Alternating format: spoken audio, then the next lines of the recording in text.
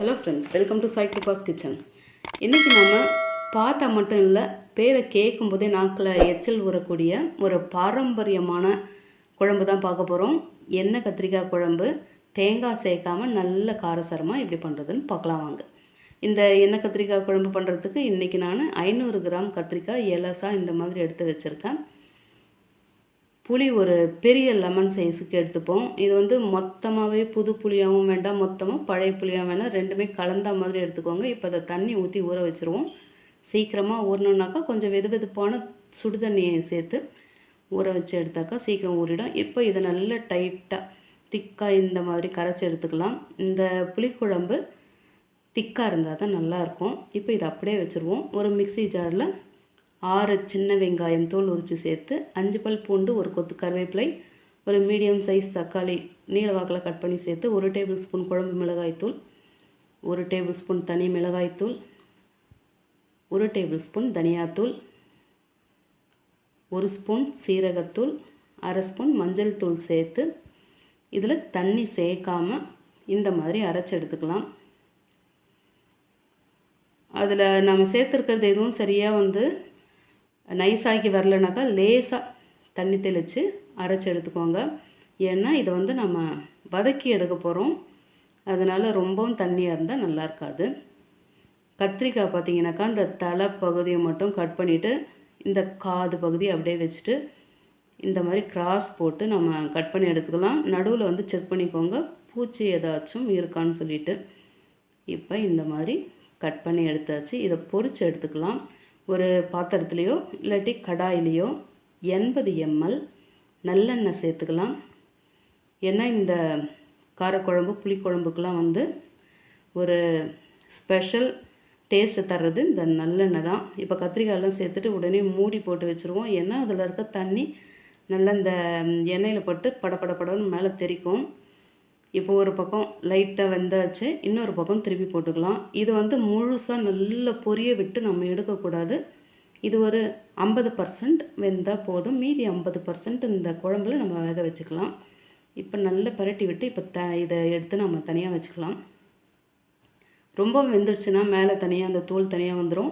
அதுக்கப்புறம் உள்ளே மசாலாலாம் ஊறி வராது. இந்த அளவுக்கு போதும். இது எல்லாத்தையும் தனியாக வச்சாச்சு. இப்போ இதே எண்ணெயில் 1 டேபிள் ஸ்பூன் வடகம் சேர்த்து அது நல்ல ஒரு வாசனை வர்ற அளவுக்கு பொரித்து விட்டுருவோம். இது கூடவே கொஞ்சமாக பெருங்காயத்தூள் சேர்த்துக்கலாம். இப்போ எல்லாத்தையும் ஒரு முறை கலந்து விட்டு 1 கப்பு நல்ல பொடியாக கட் பண்ண சின்ன வெங்காயம் சேர்த்து அதையும் கலந்து வதக்கி விட்டுருவோம்.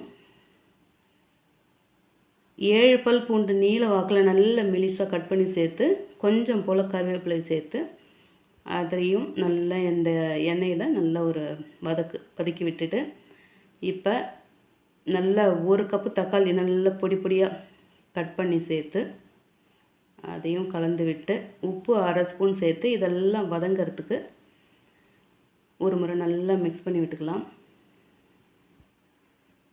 இப்போ எண்ணெய் நல்லா பிரிஞ்சு வருது. நல்லா மசித்து நல்லா குழைய விட்டு வதக்கி விட்டுறணும். இப்போ இது கூட 1 ஸ்பூன் காஷ்மீர் மிளகாய்த்தூள் சேர்த்து அதையும் நல்லா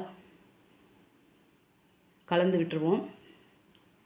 இப்போ இதில் நம்ம அரைச்செடுத்த அந்த பேஸ்ட்டை சேர்த்து நல்லா அந்த எண்ணெயை நல்லா அதுக்குள்ளே நல்லா கலந்து வரணும். இந்த வெங்காயம் தக்காளியில் நல்லா கலந்து வந்தாச்சு. இப்போ இதை மூடி போட்டு இந்த பச்சை வாசனை போக ஒரு 2-3 நிமிஷம் அப்படியே விட்டுடலாம். இந்த பாருங்கள் எண்ணெய் பிரிஞ்சு வருது. இப்போ ஒரு முறை நல்லா கலந்து விட்டு நல்ல ஒரு மைய சாந்து மாதிரி இருக்குது. இப்போ அந்த மிக்ஸி ஜாரை அலசி எடுத்து ஒரு 1.5 கிளாஸ் போல் தண்ணியை சேர்த்துருவோம். திரும்பியும் அந்த மசாலாவை நல்லா கரைச்சி விட்டு இதில் நாம் இந்த பொரிச்சு எடுத்த கத்திரிக்காயை சேர்த்துருவோம். நல்லா இந்த கத்திரிக்காயில் இந்த மசாலா நல்லா ஊறி வரும். இப்போ ஒரு முறை நல்லா பரட்டி விட்டுருவோம். நம்ம இந்த கத்திரிக்காவை பொரிக்காமல் கூட நம்ம சேர்க்கலாம். இன்னும் அது ரொம்ப குழஞ்சி போயிடும். இப்போ தேவையான அளவு உப்பு சேர்த்து ஒரு முறை நல்லா கலந்து விட்டுக்கலாம். இப்போ இதை மூடி போட்டு நல்லா ஒரு 2-3 நிமிஷத்துக்கு விட்டுருவோம். இந்த பச்சை வாசனைலாம் போகட்டும்.